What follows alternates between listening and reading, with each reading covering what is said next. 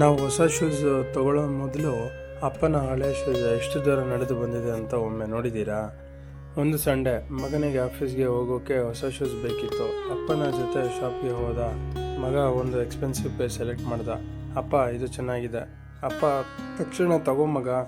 Bill ಆಯಿತು. ಮನೆಗೆ ಬಂದ ಮೇಲೆ ಮಗ ಗಮನಿಸಿದ್ದ ಅಪ್ಪನ ಶೂಸ್ ಫ್ರಂಟ್ನಲ್ಲಿ ಸ್ವಲ್ಪ ಓಪನ್ ಆಗೋಗಿತ್ತು. ಸೋಲ್ ಕೂಡ ಆಲ್ಮೋಸ್ಟ್ ಗಾನ್. ಮಗ ಕೇಳ್ದ, ಅಪ್ಪ, ನಿಮ್ಮ ಶೂಸ್ ಯಾಕೆ ಚೇಂಜ್ ಮಾಡಲ್ವಾ? ಅಪ್ಪ ನಗ್ತಾ, ಇನ್ನೂ ಬರುತ್ತೆ ಮಗ, ಇದು ಓಕೆ ಇದೆ.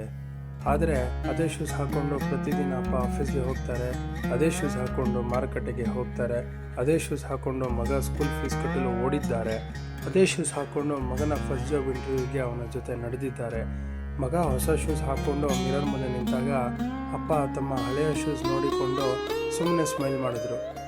ಮಗನ ಜೀವನ ಮುಂದೆ ಹೋಗಬೇಕು ಅಂತ ಅಪ್ಪ ತನ್ನ ಹೆಜ್ಜೆಗಳನ್ನೇ ಸ್ಲೋ ಮಾಡಿಕೊಂಡಿರುತ್ತಾನೆ.